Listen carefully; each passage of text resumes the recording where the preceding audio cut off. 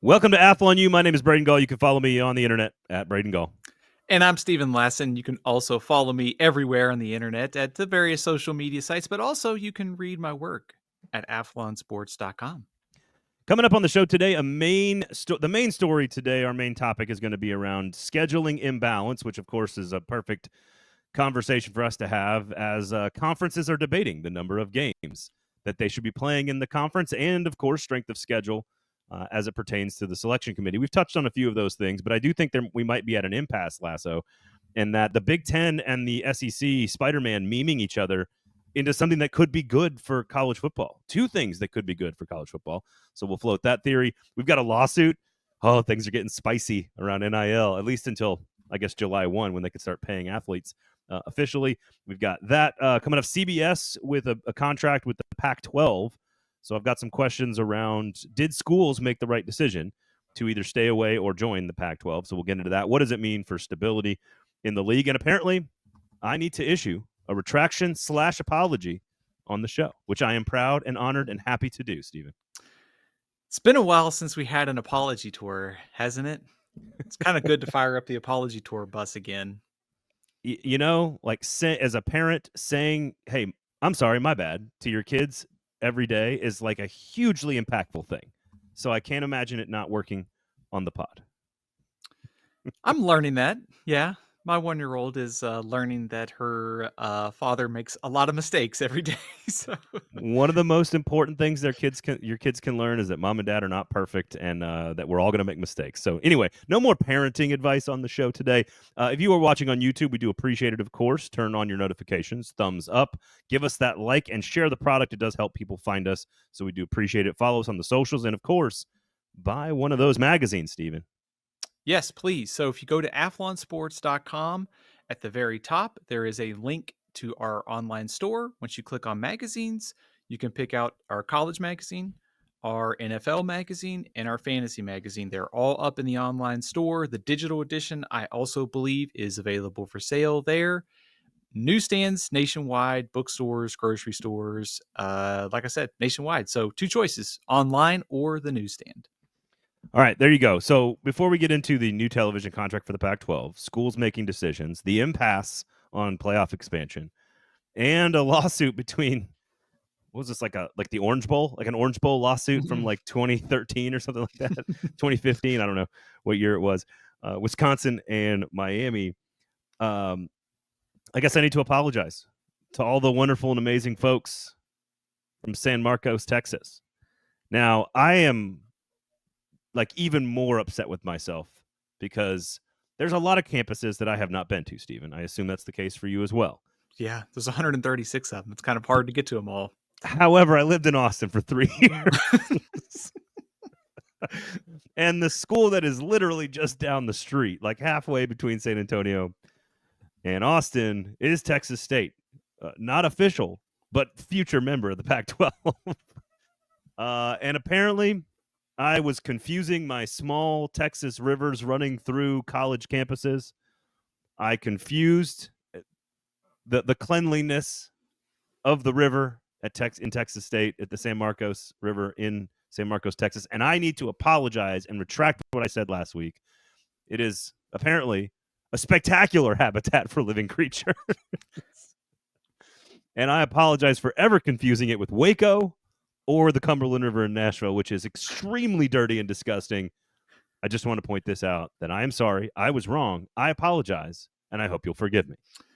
Braden, I applaud your apology there. Also, I will tell you that I spent, after we were past this information, I spent, like a Monday night sort of like looking at pictures of the San Marcos River.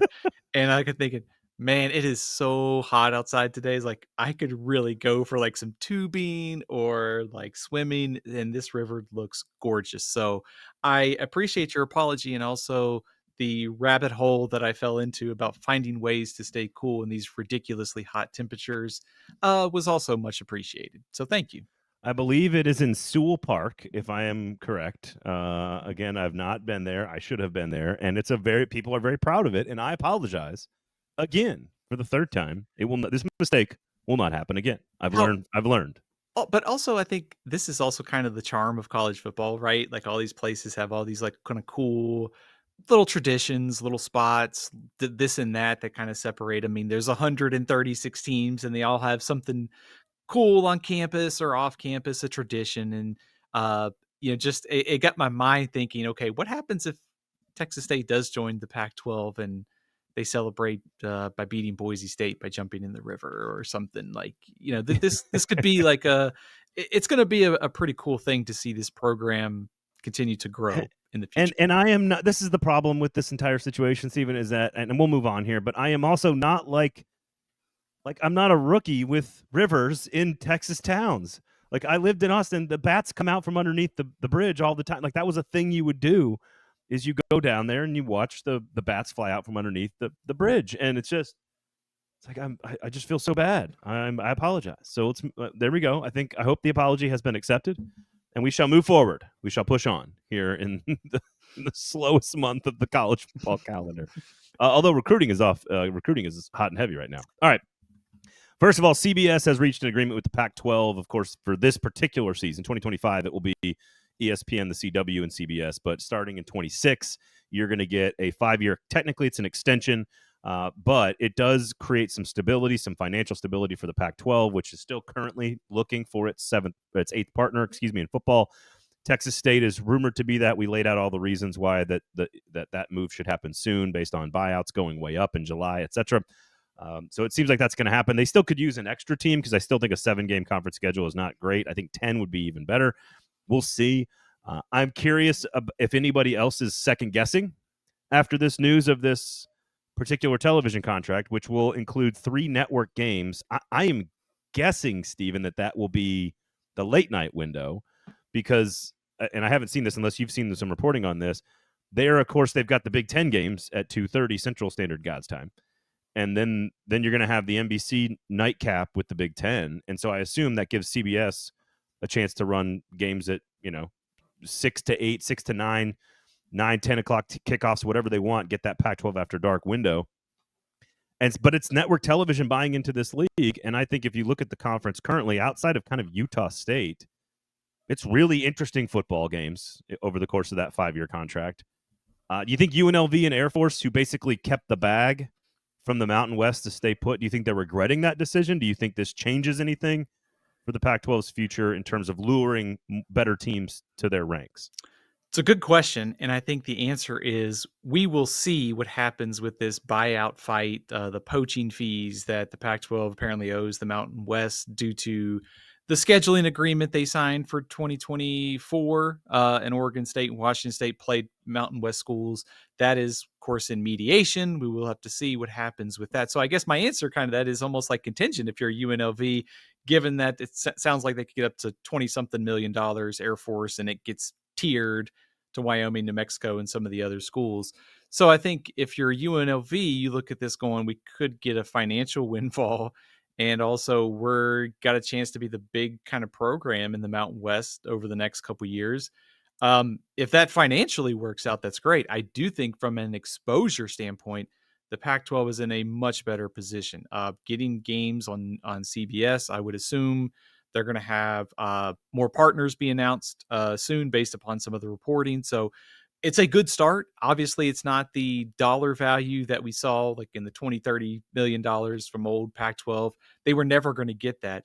But you're getting good exposure. Your championship game is on network television, and you're going to get a couple games on there as well. If you can sign up ESPN, CW, that's a pretty strong set of TV partners. So I think all things considered, they're off to a good start. I think if you gave UNLV and Air Force like truth serum, they probably would rather be hooked to these schools because it is like the schools in the Mountain West that cared the most about football. Basically, I cannot. I mean, I guess you were just trying to make the case for them to stay put. Yeah, you get the huge financial windfall. It's not, but it's not huge. You get it for like a couple of years. It helps you in the short. It's a short term. It's almost like the entire world sometimes doesn't consider the long-term effects of their behavior, just the short-term benefits. Not talking about anything in particular, but but the short term is a couple extra bucks. Way to go, UNLV. If the long-term potentially projection, $25 million though, fine. That could be $25 million every year if they go to the Pac-12. My point is like it is clear to me, maybe I'm wrong on this. To me, this is a signal that the football schools who have the most interest in football that went and joined Washington State and Oregon State to form a new football conference are clearly going to make the most money and have more stability long term moving forward. I think they took the bag short term here. UNLV and Air Force in particular. Because if you're asking me what's the next team I really want in that conference, let's add Texas State in there. Utah State does nothing for me. I know, great story sometimes every now and then. Gary Anderson's team's fine, but like it's not to me, it does nothing to move the needle. UNLV has this big beautiful stadium in Las Vegas. It's a big market. People like going there. UNLV is a team I would like to see in this conference. There's a lot of other interesting ones too, but like that's one of them. And I think it was a short-term play by UNLV and Air Force to take a bag from Mountain West to stay put, even though long-term it is now very obvious which league is going to be more financially secure and stable and lucrative long-term. It is clearly going to be the Pac-12. So I think it's a mistake to stay put. Even in the short term, you might make a bunch of extra money.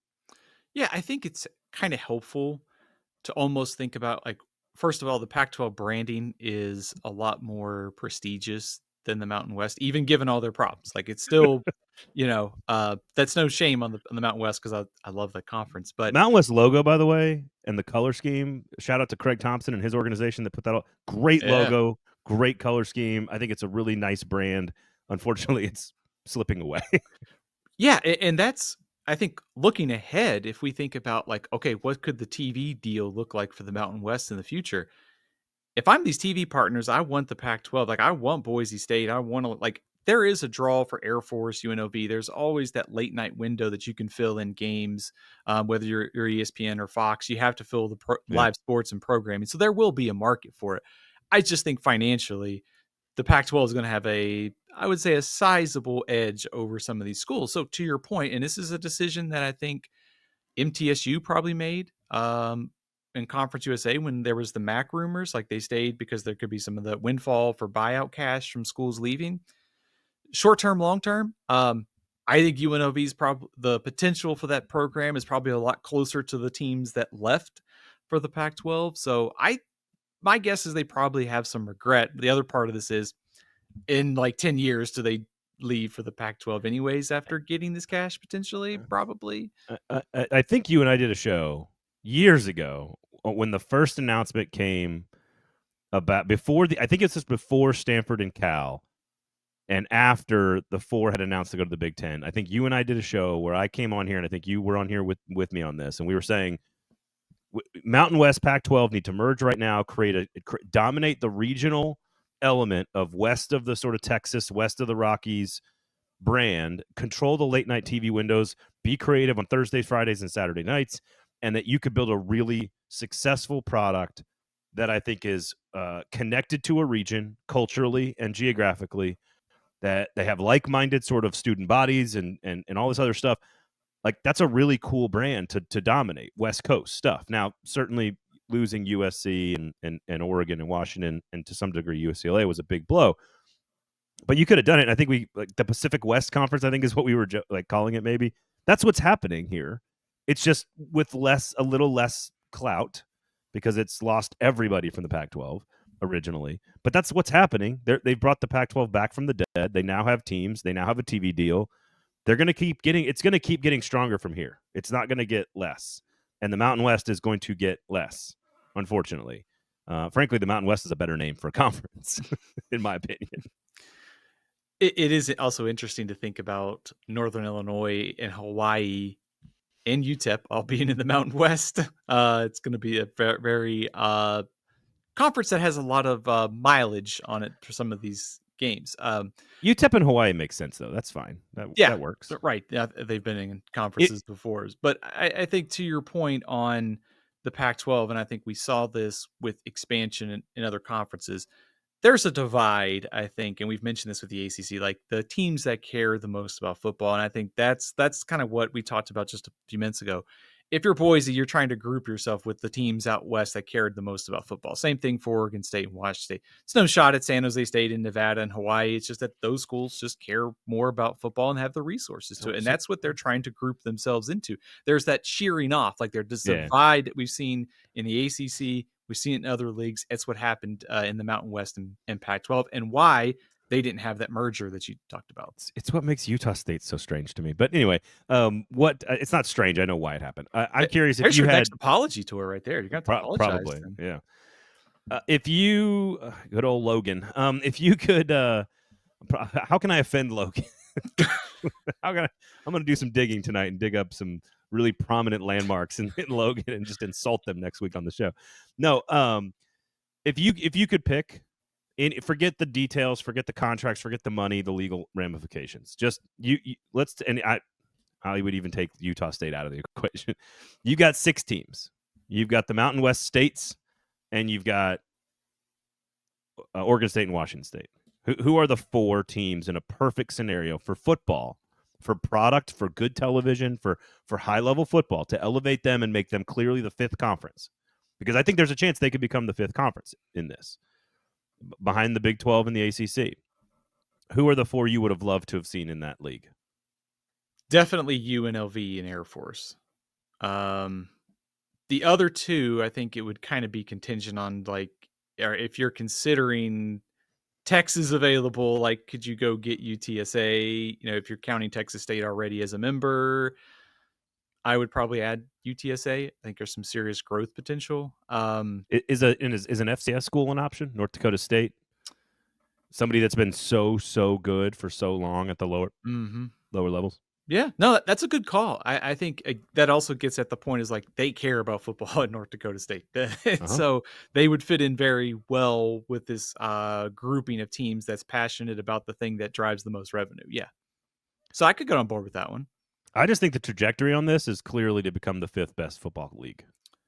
And financially, they're going to match up pretty well with the American, I think, in terms of TV dollars. So eventually, I think so. But, like, again, what is the automatic bid? This leads us right into the to the playoff conversation, which frankly at an impasse right now is not going anywhere. So we're still stuck at 12 teams, which I'm okay with. But I think what's interesting is you only get 5 automatic bids, not 6.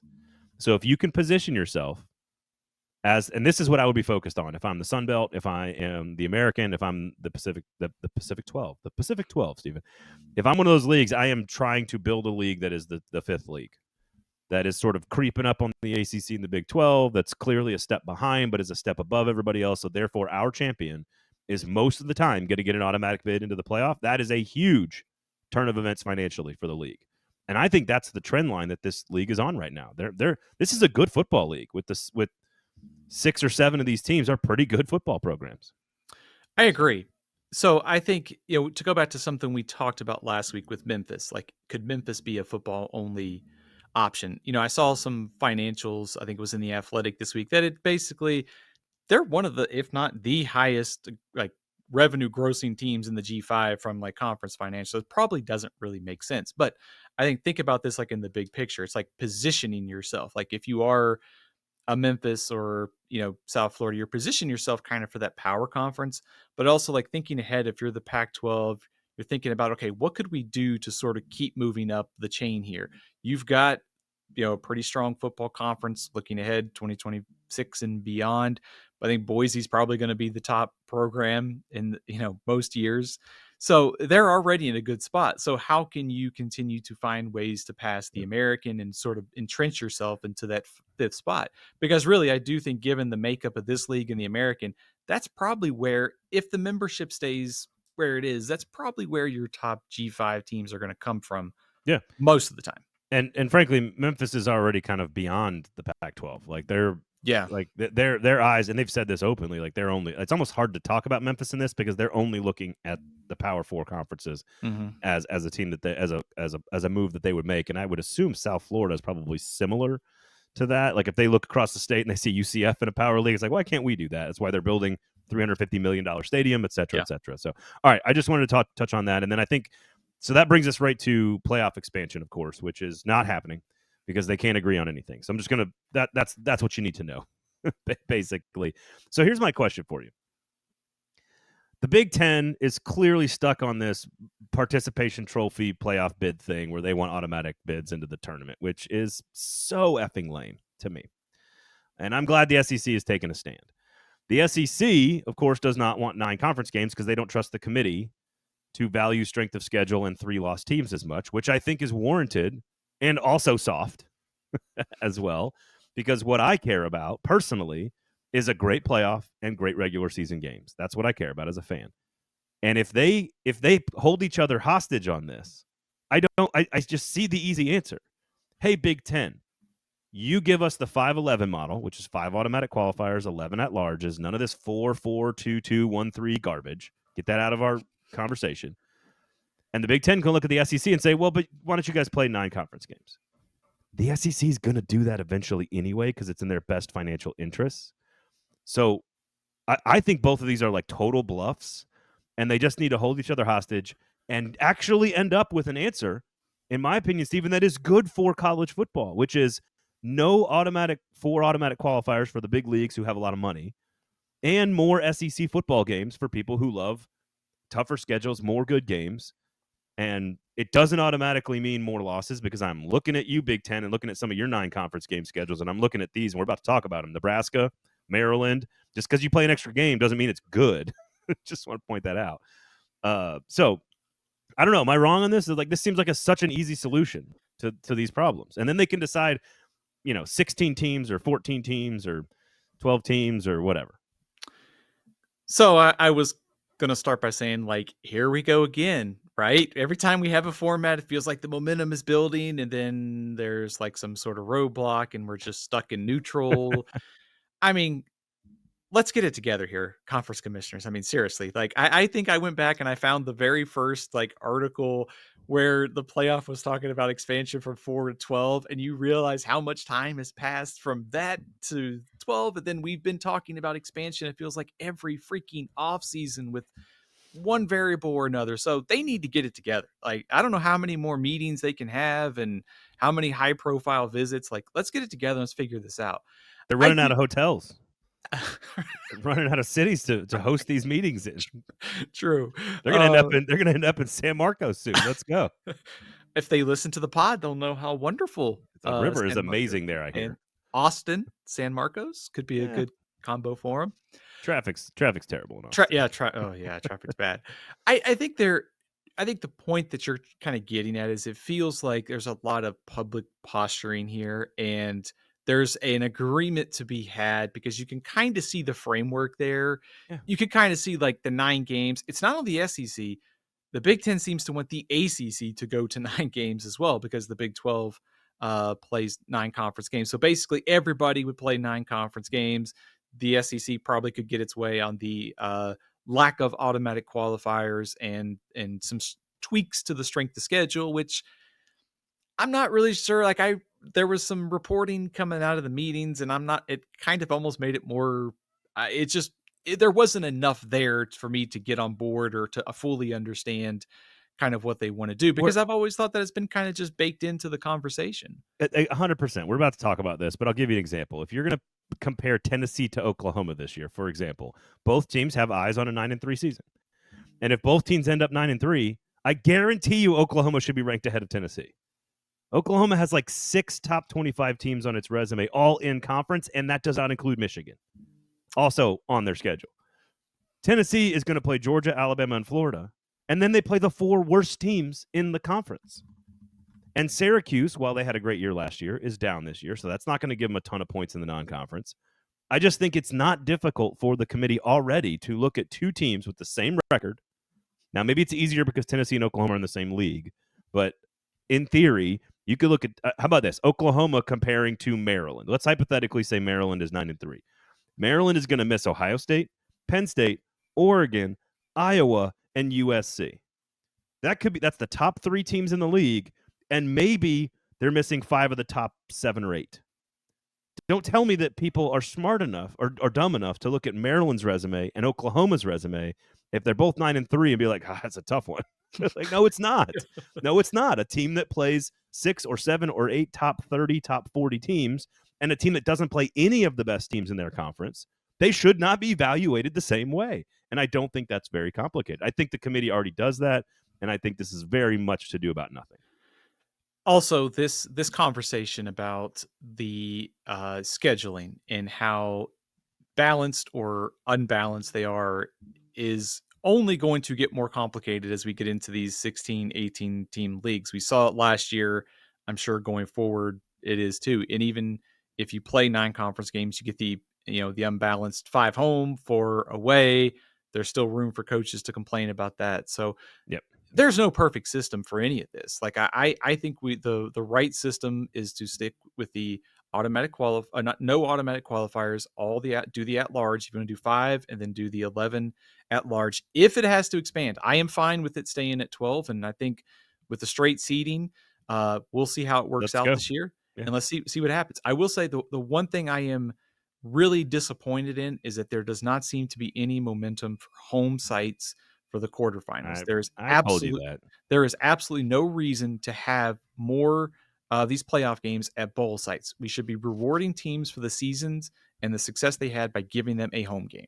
Well, there's lots of reasons. It involves dollar signs and decimal points. The number one biggest actual reason is that there's no like infrastructure in smaller towns to host big events. The problem is when you say, hey, I need to host this big event at like, I don't know, like Iowa State or Boston College or Oxford, Mississippi. It's not that people can't get there and go to the game. It's that all your corporate partnerships don't have places to stay that are swanky or box suites in the stadium because there's not a lot of luxury suites in a lot of the smaller campus stadiums. And so there are reasons. It's about their moneyed relationships and cronyism with the bowl executives, and because they can't sell as much corporate partnership and sponsorship in a stadium that doesn't have the real estate to do that.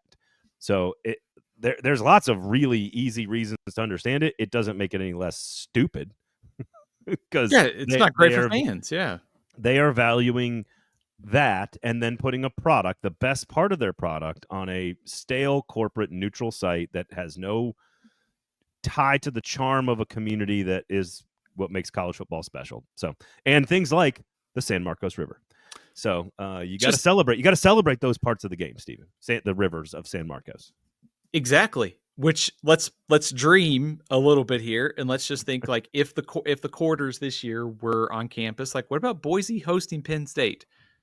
Like who wouldn't want to see like James Franklin in a big like kind of jacket all bundled up, like making a bad 4th down decision, and we're all giving him a hard time, and they still find a way to win? Or I mean, look at you jumping on the snarky Penn State James Franklin bandwagon with me. I like it. I'm trying to appeal to the host of the show who, after our coaching conversation last week, I'm just trying to dream a little bit here, just thinking about, college football Twitter, social media going crazy over something. I think it's less about like super small places like Boise State and more about places, the middle class of college football, that rarely will ever get to the top 4, but could absolutely get to that next 4 or that next 6, whatever the number is, that gets to host a game. Like Iowa State, Virginia Tech, Wisconsin, Ole Miss. And I'm not saying these teams are good this year. I'm just saying, like, in general, those programs are sort of middle class, upper middle class programs. And West Virginia, Iowa, like these are really good programs with lots of winning seasons, but rarely are they the one team number 1 in the nation or number 2 in the nation or number 4 in the nation. But there are a lot of times they're between 5 and 10. And those stadiums are awesome. Blacksburg at night in a playoff game, are you kidding me? That would be fantastic. Jack Trice Stadium is awesome. It's a great place to watch a game. Iowa City, Madison, Wisconsin. These places are rarely ever going to get a chance to host a playoff game. So, and maybe, and what I'm talking about obviously is in the 16 team format where, 1 through I guess 8 would get to host a game in that round. Okay, so quickly here, I just think, don't you think it's going to end with what's a compromise when all the parties involved feel like they didn't get what they wanted? Isn't that what should happen here? No automatic qualifiers and 9-game schedule. Then we all win. So let's go. I think so. I think there's part of me that also thinks, I think there probably is some schools that are in the SEC reluctant to go to 9 games given how difficult it make their schedule. But also I think there's probably a part of them that's looking at the financials of this and going, yeah, we'll go to that for 9 games. And eventually, You're talking about Mississippi State, Vanderbilt, and Kentucky, and maybe Arkansas. Yes. Okay, so we'll get back to scheduling here in just a second as one of the main topics on the show, but I want to touch on the Xavier Lucas thing, who's the number one corner in the portal. If you want to read the details and the interactions and the transcription and like what's the difference between Wisconsin allowing him to go into the portal and not allowing him to go in the portal, but he unenrolled and then went somewhere else. Basically, if you don't know, Xavier Lucas, very talented cornerback for Wisconsin, he signed a 2-year revenue share agreement with Wisconsin after his freshman season at the end of last season. And he was going to make revenue share from Wisconsin, like many players are signing with their school, when it goes into effect on July 1st, which a lot of these deals were signed based on the House settlement going to be being finalized, which it has been in theory, technically. Miami, of course, clearly as a strategy is allegedly tampering with people and with players and with the organizations all over the place during, before, and after legal tampering / communication periods. And so Wisconsin and their collective said, we're suing you. And this was the logical conclusion to this whole NIL thing, which is it's chaos. It's wild, wild west. You can't stop people from communicating because they all have cell phones and they all know each other and they all have each other's numbers. You can't stop a school from making an offer off the record to some other kid. And this was always going to happen until we have contracts, which could be coming soon, until we have contracts that are in the best interest of the school and the player with very clear terms. This is only going to keep happening. So I get your popcorn, Stephen. Yeah, I think the thing that is interesting to me about this is we hear all these coaches talk about there's tampering, this and that. They get the Twitter fingers working, they put out the tweet, but they don't name names.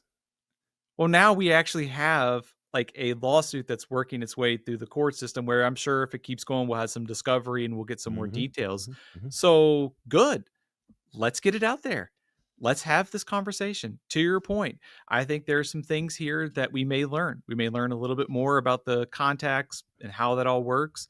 Also, the contracts and agreements between these schools, like, are they enforceable? As Wisconsin is clearly trying to say here, they're really not going after Xavier Lucas at all. Like, and I think that's the interesting thing. It's going after Miami, which is probably a smart thing for Wisconsin. Yeah. But also, Xavier Lucas did something really interesting that I think is worth keeping in mind for the portal conversation, because there's a lot of discussion about one window, 2 windows. This is the Big Ten and SEC don't agree on this. The Big Ten wants a transfer portal window in April. Based upon some reporting, the SEC only wants 1, and I think that's January. They said they would almost rather stick with 2 rather than go to April. So here we go again, disagreement. But he basically unenrolled like after the portal closed and then showed up at Miami. And then the NCAA put out a statement basically kind of like saying they, whatever. What does that mean for the portal? Like going forward, are we going to see more of this, less of this? What are these agreements enforceable? So I say it's a good thing. Let's get all these details out there and let's see what happens. Sunlight is the best disinfectant. One more example of how we just have to have clearly defined contractual terms involved in this. Yes, agreed. It's for the best interest of the player. It's for the best interest of the school. We can't have school, if we're going to make this all above board and clean and clear, we cannot have one school. And this is what I was saying the other day when we were talking about this new enforcement wing, the College Sports Commission or whatever. I don't care if you regulate it loosely or strictly. Keep it consistent for everybody, because you can't have one school that's reaching out and touching base with players all over the country who aren't even interested in the portal, getting offers from people. Diego Pavia, I got $4 million offer from a Big Ten school. And then he looks at Taylor Lewan and Will Compton, a Nebraska, Michigan grad. He goes, why would I play in a Big Ten? Which is fantastic. Just great trolling. He's great. He understands he gets it. Diego Pavia gets it. He understands how attention economy works. And so I just like, it needs to be above board. It needs to be regulated. And this is where we've gotten. It's too big a business now. So I agree with you. There needs to be some simple guardrails, controls, rules around the system from top to bottom. I know we don't want the sport to be like the NFL, but there is a lot of value in how the NFL does its rules and also its off-season setup. By the way, speaking of quarterbacks, what did you think about what Thomas Castellano said about Alabama and Florida State? You tell me. Well, I didn't see it. He was kind of stirring it up a little bit by just basically saying Alabama can't stop him. They don't have Nick Saban, and it's sort of just paraphrasing it. It's a little bit of off-season trash talk between the first game of the year between Florida State and Alabama. Pavia talking trash about the Big Ten, all in good fun, and Castellanos talking about an opponent on their schedule, like week 1 or whatever, all in good fun. Ryan Williams talking trash about Vanderbilt seems very odd to me. That one just seems odd. You're gonna smash him like a bug with a sledgehammer? Come on, dude. Come on. It's a revenge game for Alabama, though. Yeah, right, that's true. I would say focus on the other 9 games on the schedule. But, all right. Let's get into some of the schedule stuff here, because I think this is what's really interesting. And I went through and I kind of glanced at what I thought were anomalies, because this is part of what they're trying to solve, right? I mean, this is the big problem with the SEC, the Big Ten. Even with 9 games in the Big Ten, you got 2 more teams. So even though you play 9 games, there's still just as many teams as you're missing each year in the Big Ten as you are in the SEC. And so you have scheduling irregularities. And I think one of the reasons Tennessee, for example, and Indiana, for example, got into the playoff last year was because of their schedule. They're very good teams. They were worthy. I'm not saying they should have been left out. But if you look at the schedule, and frankly, in Tennessee's case, like, I think I can make the case that Alabama, Ole Miss, South Carolina, all were better teams than Tennessee. Now, Florida, maybe not, because they lost 4 times and Tennessee beat them head-to-head. But if you told me you think Ole Miss was better than Tennessee last year head-to-head, I wouldn't have a problem with that. And at the end of the year, South Carolina might have been better. Now, they beat Alabama head-to-head, so maybe that's complicated there. But at the end of the day, Tennessee's schedule was relatively manageable for an SEC schedule, and they got in, I think, in part because of that. I think Indiana is the same way. So I went and looked at teams. Tennessee again this year, as I already mentioned. They will play Georgia, Bama, and Florida. That is team 2, 4, and 5 in the SEC. They will not play 1, 3, 6, 7, or 8 in the conference. It's not an easy schedule, but it's easy relative to other teams in the SEC. I think Missouri's in the same boat. Missouri will play, how about this? They'll play South Carolina, Alabama, and Texas A&M. Missouri misses Texas, Georgia, LSU. That's the top 3. They miss Florida, and they'll play, again, Alabama, South Carolina. They miss Ole Miss. They do have tough road schedule, Auburn, Oklahoma, and Vanderbilt, and their best non-conference game is Kansas, which is a great rivalry, border war. But if Tennessee or Missouri are challenging for a playoff spot, I think it's going to be more a function of schedule than it is a function of talent. Yeah, I think what's interesting about this conversation is, like, when I think about Tennessee this season, the first thing that goes into my mind is all the stuff with Nico. But also when you look at that schedule, it's like, okay, the schedule's favorable enough to where they could win 9 games again. And we see this every year, and especially in some of these smaller conferences, like, who you don't play really helps some of these teams get to a bowl game, maybe inflates their record a little bit. I don't think Tennessee was going to get back to the playoff this year, even with Nico, but that schedule gave them an opportunity. And I think that helps, and especially in a year where they are losing a lot and have a quarterback question, to have that favorable schedule. So on Missouri, that is the argument for Missouri to be like an Indiana or SMU this year. I have questions about the team, but don't you think that path, given how favorable it is, gives them a chance to be that kind of a sleeper team in the SEC? I know you're probably a little bit lower on Missouri than I am, but I think there's a chance they could be a little sleeper. Don't you think? I mean, I think with that schedule, certainly. Yes. Here, I'll go to the one that I really like out of all of these. Now, there's also 2 tiers of this, right? There's a conversation around, like, Oregon and Texas and Arizona State and Kansas, like teams like that are among the teams that we believe to be contending for conference championships. Like Oregon, for example, is only going to play one of the top 5 teams in the Big Ten. I'm sorry, Big Ten fan who claims that 9 games is automatically better. Oregon's missing almost everybody that matters in the top 5. Like, they're going to play at Penn State, which is a great game, but they don't play Ohio State, they don't play Michigan, they don't play Illinois. Like, those are 3 pretty important games in the conference this year. Now, again, these are all projections based on what our magazine says and Go By Magazine. Like Texas, for example, going to play at Georgia, big game, at Florida, 2 really tough road trips. But they're only going to play 2 of the top 7 teams in the SEC. That's a problem.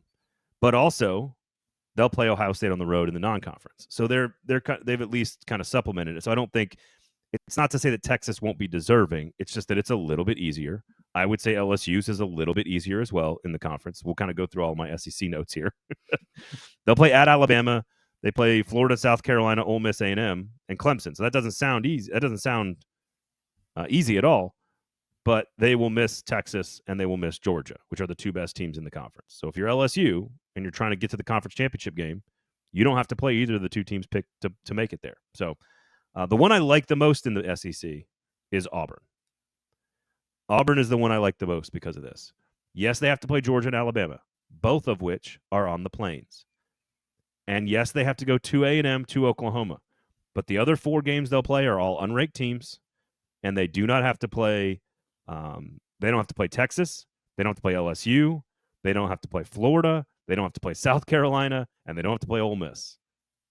Auburn misses a lot of the top 6 or 7 teams, and they get the 2 that they do have to play at home. And I like Auburn to be sneaky good this year. So Auburn is one of these that I'm circling, neon lights, flashing signs. Like, dang it, Hugh Freeze is going to do it again, y'all. Be careful. It would be the perfect setup. Like, everything about this year kind of says it could be kind of one of those years for Auburn. And given how we've talked about how they're one of the biggest, mystery wild card teams, however you want to put it, this, like, the schedule sets up. I will also counter your Auburn with another SEC team. I think Ole Miss. It's like that last year was supposed to be the last dance. It didn't happen, but could it happen this year? I mean, they get LSU at home. They have to play at Georgia, at Oklahoma, and they get South Carolina and Florida at home late in the season. So in theory, if you think, okay, they lose to Georgia, if they can, and if they go on the road and beat Oklahoma, which is very possible, if they could get go 2-1 in games against Florida, South Carolina, and LSU, there's a pretty good chance they could go 10-2 in what it would be kind of a rebuilding year for this team. But I would not. I hear you. I just would not use Ole Miss as an example of getting the breaks, though, because they'll play 4 of the top 6 in the SEC. Yeah, I mean, when you have to play Georgia, LSU, South Carolina, Florida, that's 4 of the top 6, and you got to go to Oklahoma as well. Like, getting Kentucky, Arkansas, and Mississippi State is beneficial. That's 3 of the bottom ones. Yeah, there's no question about that. But they don't get they're not missing like the entire top third of the league like some teams are, which I think is the point of complaining about these schedules. Let's look at the Big Ten for a second, because I think you circle Illinois and Nebraska. Illinois and Nebraska are the 2 big ones that I would circle here, because Illinois misses Penn State, Oregon, Michigan, Nebraska, and Iowa. Now, according to our preseason rankings, I believe, you correct me if I'm wrong, Stephen, but I believe that is number 1, 3, 4. They are number 5, so they don't play 5. They will play Indiana, and then they miss 6 and 7. So they're going to play 2 of the top 7 teams in the conference this year if you're Illinois. That is a reason why we like them. Mm-hmm. That is one of the many reasons to like them as a sleeper, experienced team coming back. But yeah, I mean, even getting Ohio State and USC at home, I think, is a big deal, especially with Ohio State's losses. USC's got some questions coming into this year. Their road games, Washington, Wisconsin, Indiana, they're tough, but they're manageable though, with this team. So yeah, I think Illinois could be. They have the makings of a team like Indiana last year. Favorable schedule, experienced quarterback, staff that's got a lot of continuity. Not necessarily the same thing. Signetti came from Indiana, from James Madison, brought a lot of his guys over. That's your sleeper Big Ten team. Although everybody's talking about them so much, maybe they aren't a sleeper anymore this offseason. No, I mean, we've got them ranked in the top 20. They're going to be a top 15 preseason team, so I don't think so. Nebraska will miss Ohio State, Oregon, Illinois, and Indiana. That's for the top 6 that right there for Nebraska. So that's now I think the counterpoint to all of this, Stephen, is that the middle of these leagues is more competitive, and so you can't, like in the SEC, you can't just say like, oh, we're playing Oklahoma, Auburn, Missouri, and Vanderbilt, like, and that's easy. Like, no, that's not easy. Like in the Big Ten, you can't say, oh, I'm just going to play, Illinois, Indiana, Nebraska, Iowa, USC, Minnesota. Like, well, no, that's a pretty difficult stretch, even if it's not the best. It does still create, like, look at Ohio State and Michigan, Stephen. Yeah. Ohio State and Michigan both got it pretty lucky this year relatively speaking. Michigan will play one of the top 6 in the Big Ten, and Ohio State will play 2 of the top 8 in the Big Ten, according to our rankings.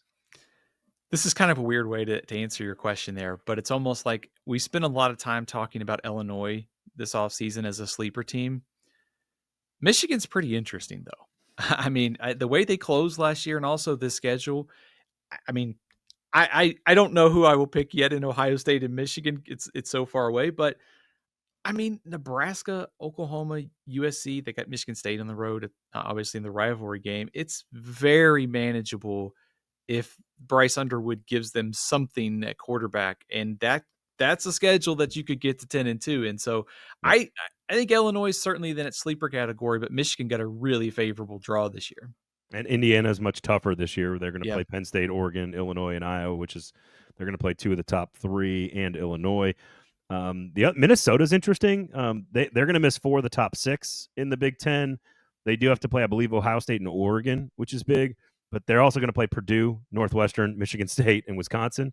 So that's a I don't want to say an easy schedule, but a relatively good draw there if you're Minnesota. So again, just because there's lots of teams in the Big Ten that miss a lot of the big, good, rare, elite teams and are benefiting from a conference being 18 teams, and you missing, even if you're playing 9, you're still missing like 8 other teams. And so that's what happens in the SEC. You're missing 8. Actually, you're only missing 7 other teams in the SEC technically. So just because you're playing 9 games doesn't mean your schedule's automatically more difficult. Again, Nebraska, Illinois, Maryland misses everybody. Like Maryland misses Ohio State, Penn State, Oregon, Iowa. That's the top 3, and basically number 7. That Maryland should win some games this year, even if they're not very good. How about Wisconsin's draw this year? That's what Oklahoma is the one I circled in the SEC. Oklahoma will play Texas, who's number 1 in the SEC. They'll play LSU number 3, Alabama on the road number 4. They're going to play South Carolina, who's number 6, Ole Miss, who's number 7, Tennessee, who's like number 8, Missouri, and Auburn, who's like 9 and 10. They're going to basically every one of their games outside of Missouri basically is a top 10 SEC team. They miss all of the easy teams. Wisconsin, very, very similar. You want to rattle off? Do you have Wisconsin's schedule in front of you? Let's see. They get Alabama. We have a top 10 team in non-conference play. They also play at Michigan. They host Iowa, Ohio State, then at Oregon. This is the stretch. They host Washington, at Indiana, host Illinois, at Minnesota. Outside of that game against Maryland, I guess they'd be favored against Washington. But on paper, they probably have 2 of their 9 Big Ten games they're favored in. The only team that they don't play at the top is Penn State. Yeah. They miss number 1, but they play number 2 Ohio State, number 3 Oregon, number 4 Michigan, number 5 Illinois, number 6 Indiana, they don't play Nebraska, but they play is Nebraska or Iowa ranked ahead? Who do we have higher? Iowa? I think we have Iowa. Right? Iowa, yeah. So they'll play number 7 Iowa, and then we've got. They don't have USC. I guess Maryland, but even Minnesota is on the road, and Minnesota's a team that I think could be decent. So it just is what it is. How about USC's finishing stretch here? I want to point to, and then we haven't got into like tough stretches yet, which we'll do closer to camp. But USC will miss both Ohio State and Penn State, which is already a nice start. But look at their schedule: Purdue, UCLA. Wait a second, I pulled up Ohio State schedule. I don't know why that happened. USC will play Northwestern. Oh, I've got them as Iowa, Oregon, and UCLA at the end. That's not correct. Yeah, that's their schedule. Yeah, they close with Northwestern on the 8th, Iowa on the 15th, and then at Oregon on the 22nd, followed by UCLA. So to your point, they get 3 of the last 4 games at home, and their trip to Oregon is later in the season, which is good for a team that's got some questions, line of scrimmage, figuring out exactly what Jaden Maavia is a quarterback. I mean, they don't play Ohio State. They don't play Penn State. They get Michigan at home. They get Iowa at home.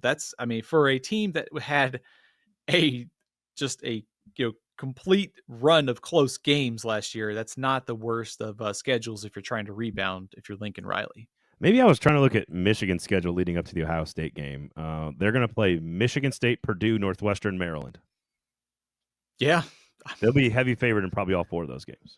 So I don't know what I was doing there. I was looking. I can't even read my notes from last night. you in Michigan on apps or Yeah, it's exactly notes? right. What? Exactly right. How about in the Big 12? This one's harder. This one, I think the Big 12 has done a really good job. The Big 12 seems like they've done a better job with scheduling because the teams that I noticed that kind of got breaks are the teams at the bottom of the league. So I think if you're going to try to do that and try to schedule, and it's hard to predict who's going to be good. Obviously, Arizona State kind of came out of nowhere. But like Cincinnati is going to miss Kansas State, Arizona State, and Texas Tech. That's beneficial, but Cincinnati, coaches on the hot seat, one of the lesser teams in the league. UCF is going to miss Arizona State, Iowa State, TCU, and Utah. That's 4 of the top 6 or 7 there. West Virginia misses both Kansas State and Iowa State at the top of the league. Baylor misses Kansas State, Arizona State. BYU misses Kansas State, Arizona State, the best 2. And they will miss Baylor, and they're landing big-time quarterback prospects on the recruiting trail as well. Houston misses a bunch of the top teams, Kansas, Iowa State, Utah, BYU. So my point is like there doesn't seem to be a lot of disparity among the contenders, where if you look at the SEC, you could say Texas's schedule is a little bit easier than maybe Georgia's or LSU's.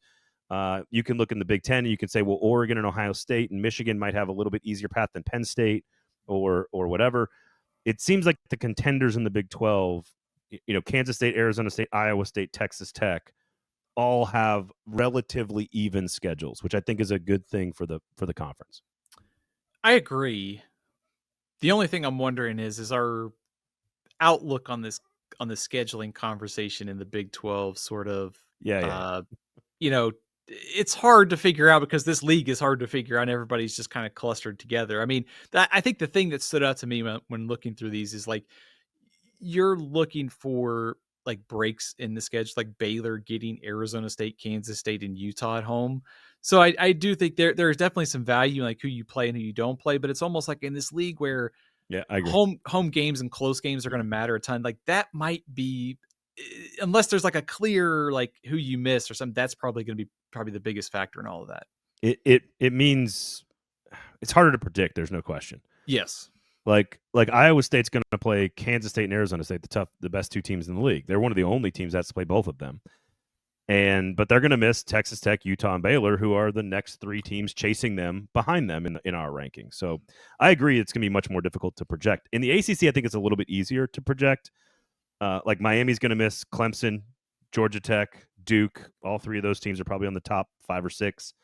Georgia Tech is going to miss Miami and SMU and Louisville. So while Georgia Tech's schedule is difficult overall, they're going to miss 3 of the top 4 teams. So a reason to like Georgia Tech. Duke is going to miss Miami and SMU and Louisville, and 4 of their 8 conference games come against like the bottom third of the league. So Duke could rack up some wins as well. And then who's the one you want to talk about the most? Oh, of course, North Carolina. Yeah, that's what I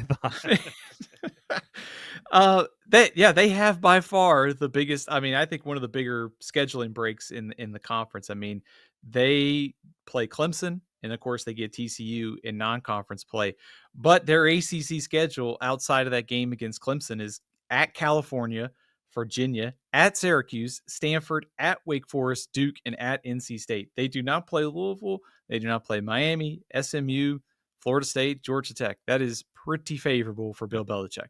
Yeah, they play the last 4 teams in our projected rankings and the number 1 team in Clemson, but then they miss like 2 through 6 on the schedule.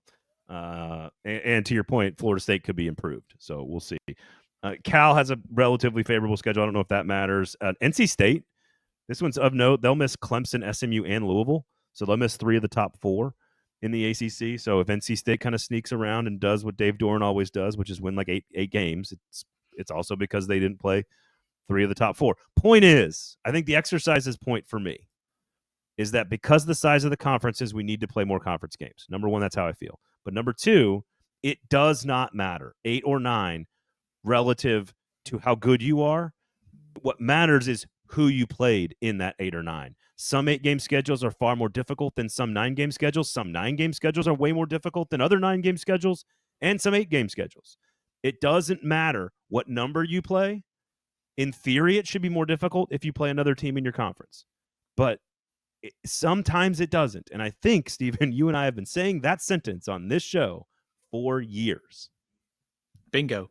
Yeah, I think just to think about this in a like data sense here, if you're the Big Ten and your ninth game could either be Penn State or Purdue, there's a pretty wide gap of opponents there, and certainly it could be true in the SEC if you're playing Mississippi State or Texas. So we can schedule a 9th or 10th conference game, and I'm all for more conference games, but it goes to our conversation about baking in strength of schedule and all these games. Like, I think to some extent we could put all the metrics we want on it, which is totally fine.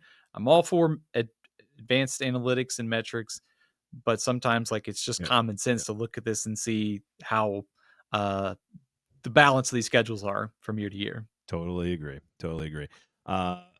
Syracuse, by the way, you want to pull up Syracuse's schedule? Because that's the one brutal. That's the one that's like, holy smokes. Because I think Wisconsin's schedule in the Big Ten, much like Oklahoma, Wisconsin's going to play basically everybody good outside of Penn State, like we talked about. Pull up Syracuse's schedule. They start by playing Tennessee in Atlanta. Tennessee probably going to be a top 25 type team. Connecticut, who's going to be pretty solid again. They won 9 games last year. Colgate in week 3. Get to the ones that matter. The discrepancy within the conference. So they get Clemson, Duke, SMU, Pitt, Georgia Tech, North Carolina, Miami, and BC. So BC is probably the only team that's outside of our top 10 that they play. They don't play Louisville, but they also get Miami, SMU, and Clemson. So they get pretty much and Georgia Tech. So they get 4 out of our top 5 teams in the ACC. Well, and they play Duke and North Carolina, who are 6 and 7. They miss one team in the top 7 of the conference. They play and Notre Dame and Tennessee in the non-conference. Poor Fran Brown. As great as his debut was, that kind of schedule's probably screaming for some regression this year. Yeah, no, and you lose a bunch of really good players. Right. The other one to note in the Big 12, and I do agree with your point, which is that it's much less important in the Big 12. It's just like be good every Saturday. You're probably going to win. You're probably going to lose a couple of games you're not supposed to because the league is so balanced. But Arizona State they don't play Kansas State, but they will play number 3 Iowa State, number 4 Texas Tech, number 5 Utah, number 6 Baylor, number 7 TCU. They'll play Colorado. They'll play they don't miss any of the top teams outside of Kansas State, which is beneficial. And because they're Arizona State, they won't play themselves, obviously, so they'll miss the top 2. But they don't get any breaks outside of that. So if Arizona State repeats, they will have earned it. Because they're playing again 3, 4, 5, 6, 7, like basically everybody in the top 7 outside of Kansas State. Yeah, Iowa State on the road, Utah on the road, Baylor on the road. Those are 3 contenders for the Big 12 championship game, we would assume. Colorado on the road late in the year, which probably makes Colorado more dangerous. Probably. Yeah. At that time. Arizona, playing Colorado before playing Arizona, but your rivalry game is kind of like it sets up like one of those trap game type spots. If you're looking for that, I think Arizona State will take care of business this year. But they also in non-conference, they go to Mississippi State in week 2. They also get Texas State, and they can go visit your favorite river now. It's on the road, but you know what I mean. Good way to end it. West Virginia will play Arizona State, who's number 2 in the Big 12, but they will miss Kansas State and Iowa State, as well as Baylor in the top 6. So they'll miss 3 of the top 6, including number 1 and number 3. They will play Utah. They do have to play TCU. They do have to play Texas Tech, but all those games are at home in Morgantown, where crazy things happen. So West Virginia's not they've got a path as well for Rich Rod in year 1. I think West Virginia's schedule's pretty hard, don't you? Though, I mean, they don't play. I mean, Pitt's a rivalry game and at Kansas, but don't. Again, nothing's easy here, but for sure, no Arizona, no Cincinnati, No Okay. Oklahoma State. Those are all the probably the Okay. bottom All right. teams. I think their schedule's kind of hard. I think that's why their win total is like 4.5. So it's like middle. It's all clumped in the middle. They're not playing the top. They're not playing the bottom. They're Yes. playing the middle. Which again, some of those schedules are going to be really, really hard. Like again, playing Oklahoma, Texas A&M, Tennessee, and Auburn and Missouri. That's not the same thing as playing, Mississippi State and Kentucky or whatever. Right. So it's the teams that play like UCLA, Purdue, Northwestern, and like Maryland. Like if you play all four of them, you get a break. So, all right. Okay, that does it for us. Please check out the YouTube page, turn on notifications, thumbs up, share the product. We do appreciate it if you're watching it, because follow us on the socials, buy a magazine, athlonsports.com. And if you're listening to us on a podcast app of choice, please rate, review, and subscribe. Give us 5 stars. If you do not give us 5 stars, you are a hater. That's right. There you go. Say it with gusto. You're a middle-aged dad, Steven. Say it like a middle-aged dad. I thought I did. Did I? I thought I was trying no, to. Actually, okay. You're right. You did say it exactly like a middle-aged dad. Okay. Yeah. All right, man.